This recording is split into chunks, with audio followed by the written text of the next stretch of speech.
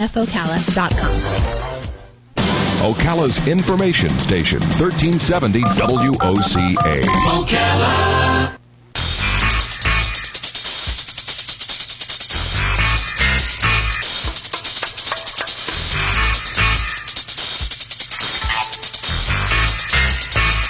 All right, 25 minutes before 11 o'clock. It's Halloween. And we have a man in the studio. He's dressed as an attorney. John Fuller is here. This is Legal Yours. John is an attorney with the law firm of Fuller and Fuller, and he's here to answer your questions about the legal issues that are just on your mind right now. You just can't. You're just worried about them, and you need a little bit of explanation about what's going on. Maybe it's somebody you know. Maybe it's not you personally, but you're still concerned. The phone number here to speak to John is the WOCA Climate Control Source Hotline. 352 if you're watching out of the area or listening out of the area, and then 622-9622. Good morning, John. Good morning, Larry, and I suspect Happy Halloween is in order. Good costume. You look just like John Fuller. I cannot imagine anybody who would want to pretend to be a lawyer. Oh, wow. I don't know, this is kind of out of left field, but you know when you go to the store and you buy a mask, you'll never, like, for example, the Monica Lewinsky mask wasn't around. It was illegal because she didn't voluntarily make herself a public figure. But you could get the Bill Clinton mask back in those days. Yeah, I suspect that's so. I've never had occasion to look into Nobody had the rights of privacy to that extent, but a public figure does not have the same degree or expectation of privacy that a private citizen does. So that's an interesting point that you should bring up. And what am I? Am I a public figure because I do a radio show? To some extent, I believe they're probably degrees. I'm at the bottom.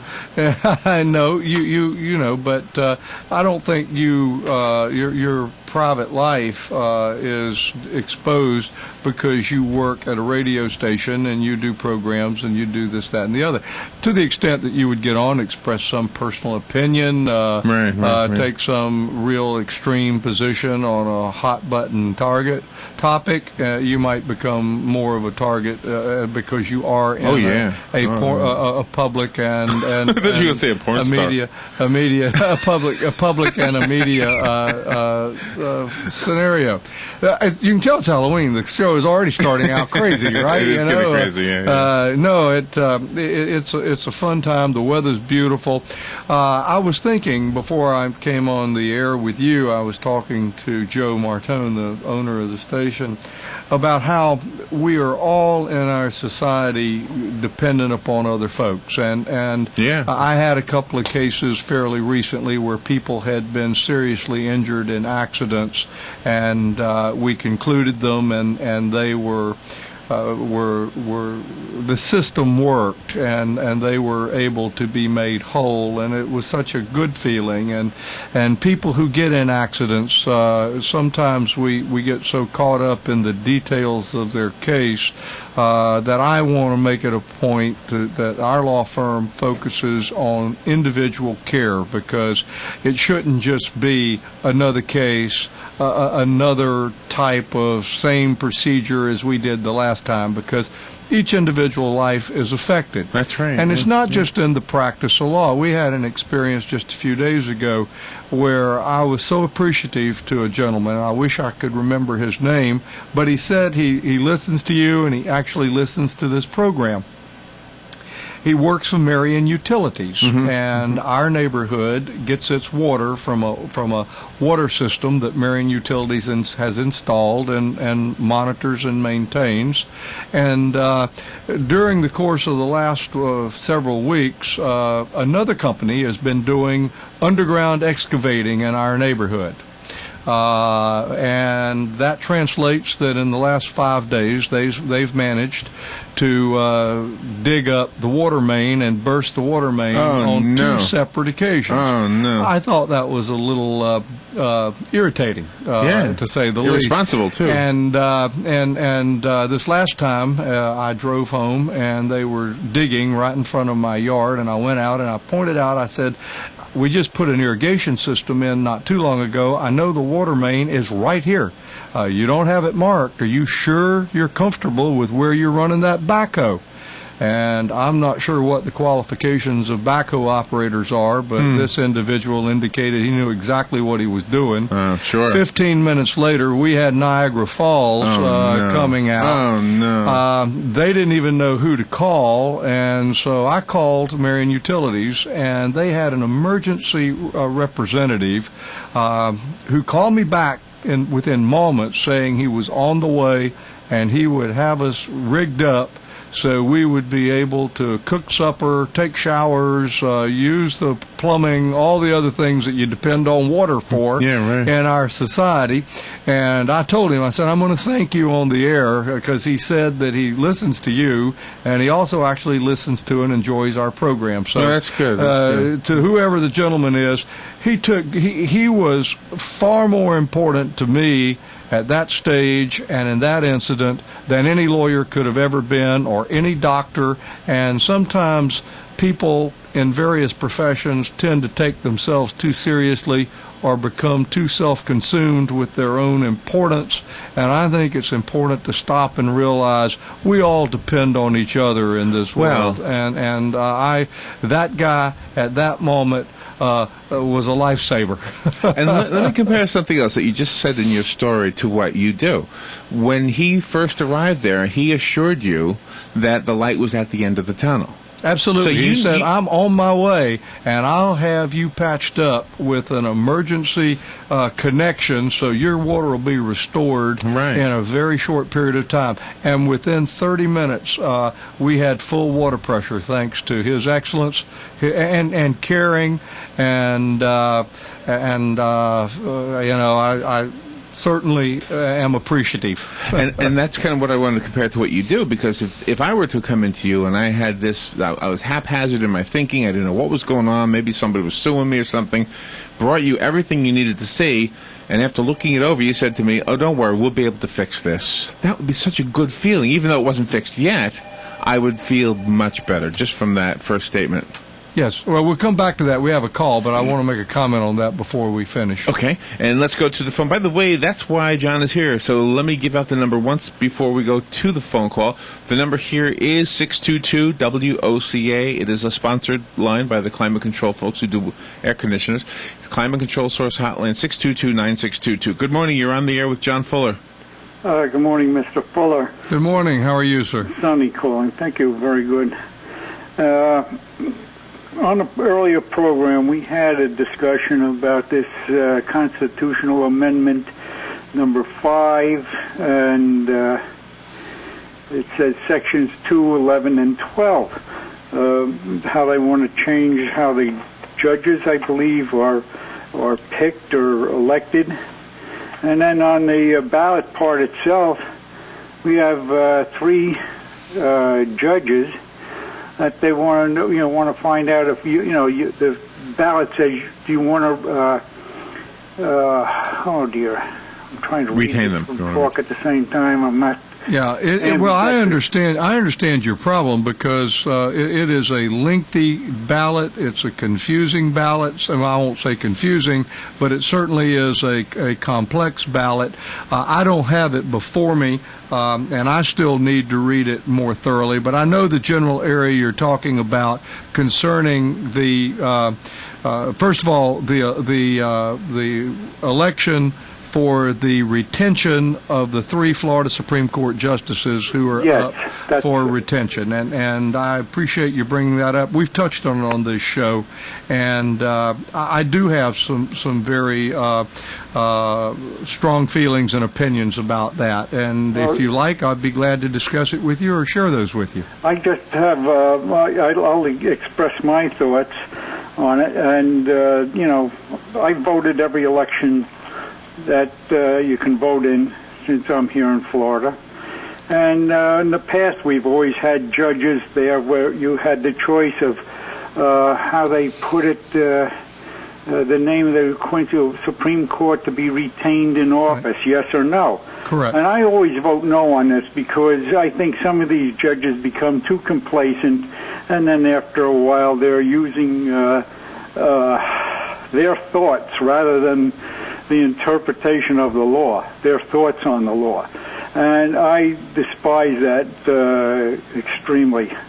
i.e. the Supreme Court. I think I asked you a while back about Supreme Court judgments, and I wasn't satisfied. Well, let me stop you. Let me stop you, sir. My point is, I'm just asking you about, are we going to keep the system, or are we going to come up with a new system? And usually when we come up with a new system, we're spending more money. And I'll leave it at that, and I'll listen to your opinion. Thank you very much for being on the air, and I value your program. I appreciate you calling in, and I want to make a few comments. Certainly, first of all, you in this great country are free to vote and cast your vote any way that you see fit.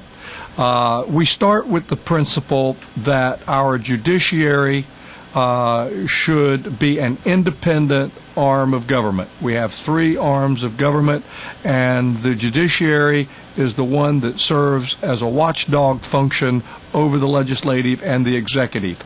That's been a part of our jurisprudence since Marbury versus Madison interpreted our Constitution to say that when the interpretation of laws are required to be made in order to see whether or not they comply with constitutional mandates, the court is supreme in that.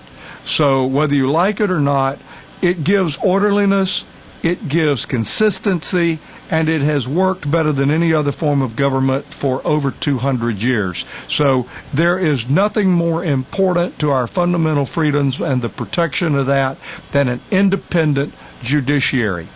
It is my personal opinion, and it has been the same opinion of a number of prominent Republicans, the leadership of the Florida Bar, the American Bar Association, that it is inappropriate and unfortunate that a political party like the Republican National Party or the Florida Republican Party has publicly started a campaign.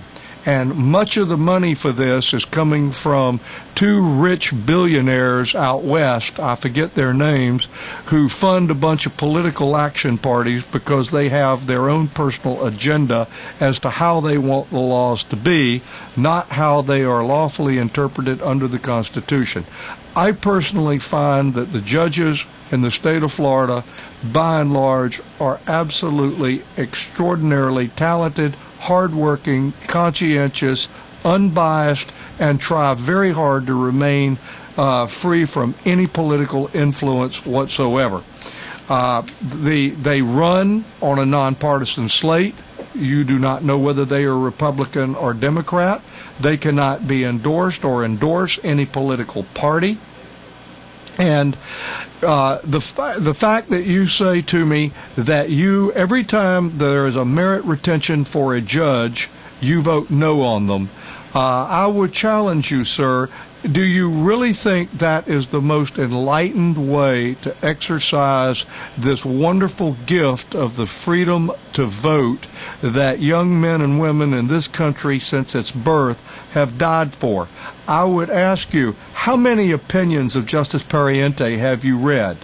How many opinions of the other justices have you read? How many opinions of all the intermediate district court judges have you read? How much do you know about where they went to law school? Were they order of the coif? Were they on bar review? What type of academic training do they have? We have the most talented group of judges that I think you could expect to find throughout our judiciary. Do I agree with all of them? No. Do I disagree with some of their judicial philosophies? Yes. But we live in a society that only functions based upon a principle of law-abidingness, and that is respect for the final say of the court.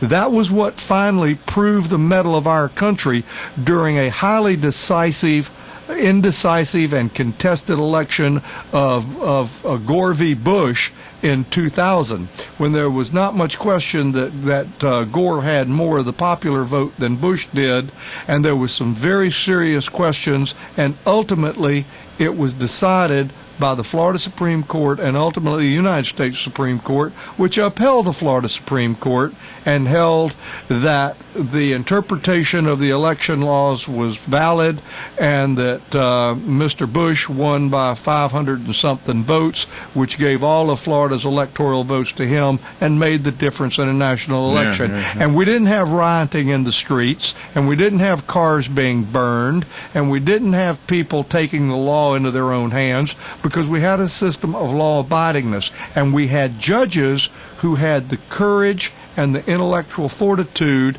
to analyze a highly politicized, very, very unpopular position. Whether you like it or not, it was the glue that holds this country together. And I personally think that any voter who simply votes the same way all the time, regardless of the merit, regardless of the issue, regardless of the candidate, is wasting a very valuable, very, very precious asset of citizenship and doing a disservice to those judges. I personally know a few of those judges. Some of them I went to school with. I can personally tell you they were brilliant. They were successful lawyers, and they try.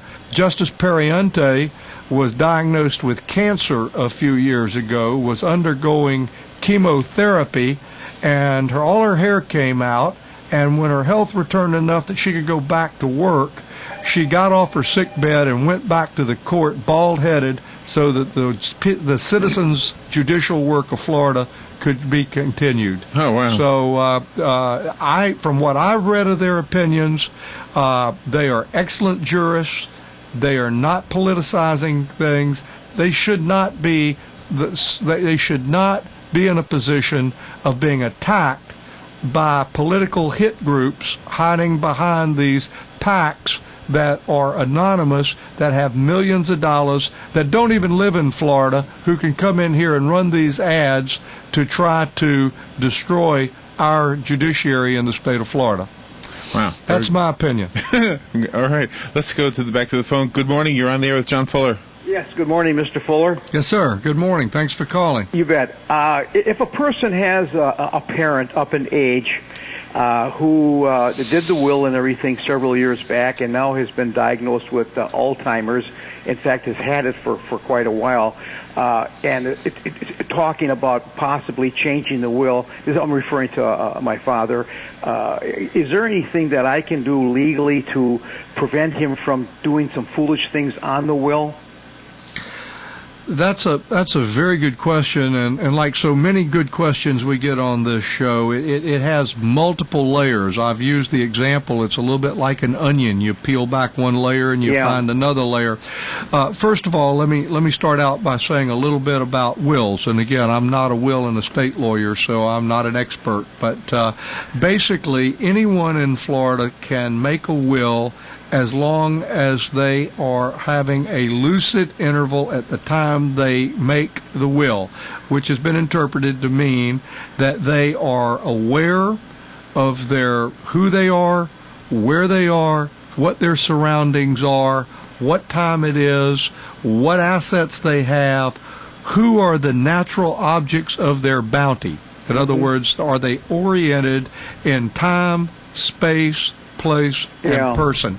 And people can sometimes be incapable of making a will because they are mentally impaired, but then sometimes those people may have lucid intervals. The law says if a person is during a lucid interval, is in command of all of their mental faculties and are aware of these things, and this is their decision as to how they want to do their will, and they do the will properly with appropriate execution, with witnesses and so forth, it's a valid enforceable will.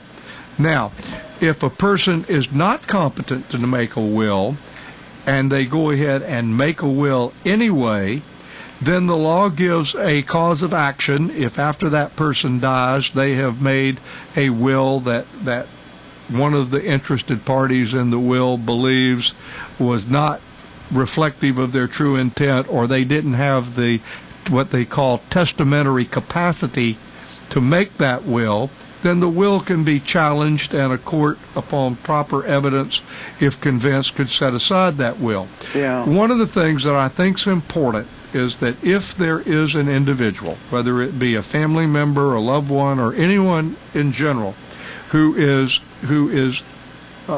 in the process of contemplating of making a will or changing a will, that it is important that the person who is assisting them in that process have a recent evaluation by either their family doctor, okay, or perhaps more to the point, a qualified clinical psychologist or a board-certified psychiatrist, or someone who is otherwise sufficiently educated and has significant expertise in mental health matters, to review that person, interview that person, do a mental status examination on that person. Right. Review with the medical doctors who are treating that person. What medications are they on? What are the side effects of those medications? How long has it been since they took their last dose of medication before the time that they changed the will and signed the will? Yeah. What effects did that medication have on them?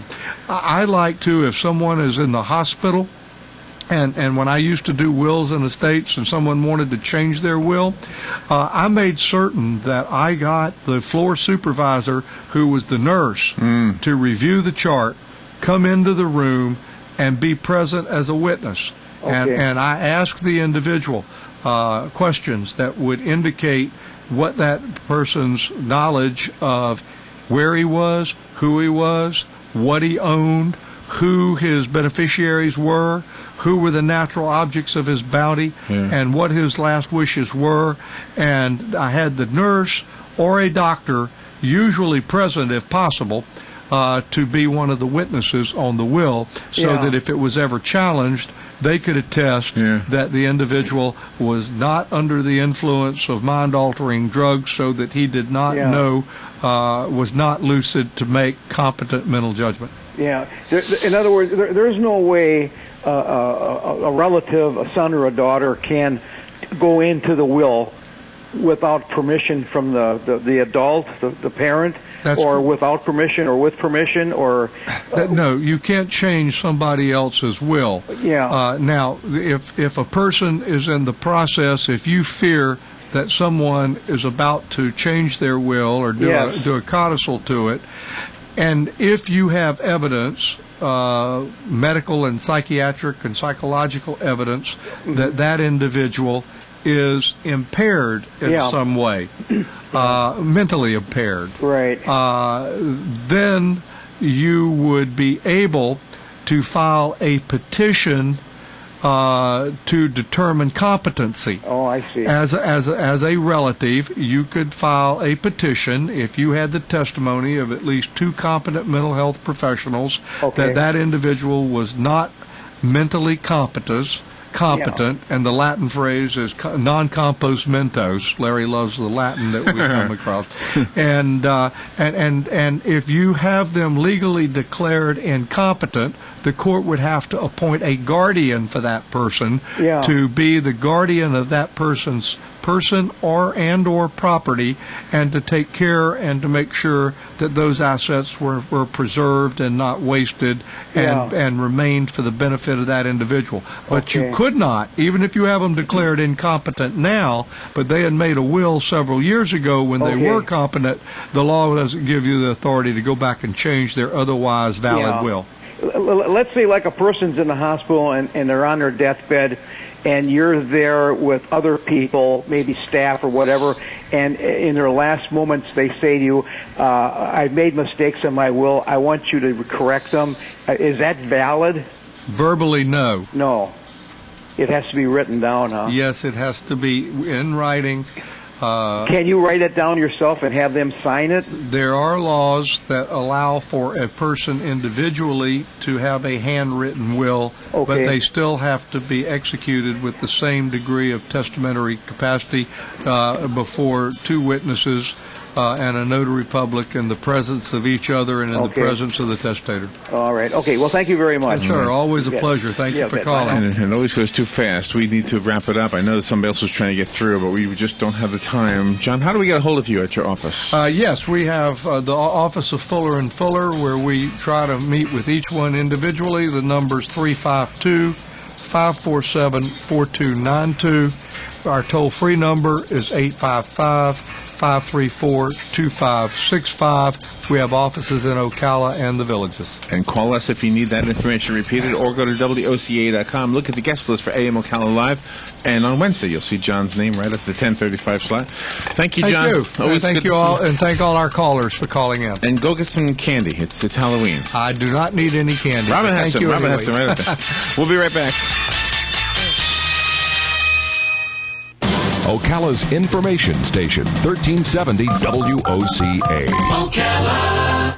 The weather is brought to you by MyFWC.com. Life jackets save lives. Wear it, Florida. Clear skies, chilly tonight, low 39 in inland spots to 51 at the coast. Mostly sunny, breezy, and pleasant for tomorrow, high 72 to 75. Clear skies Wednesday night, low 51 to 58. And Thursday, a shower or thunderstorm, high 78 to 80. From the Florida Weather Center, I'm Andy Robb. Attention Marion County voters, there's an important change to your voting ballot in the race for sheriff. Dan Kuhn has withdrawn, resulting in a replacement candidate as permitted under law. Chris is a highly decorated 35-year veteran and recognized leader. To elect Chris Blair, you must vote on the ballot for Dan Kuhn. Do not write in Chris Blair's name. Your write-in vote will not count. Hi, I'm Chris Blair. I want to help heal our community and be your sheriff. Remember to vote for Chris Blair. You must vote for Dan Kuhn. Please do not write in my name. Thank you, and God bless you. Political advertisement paid for and approved by Chris Blair, Republican Party, for office of sheriff.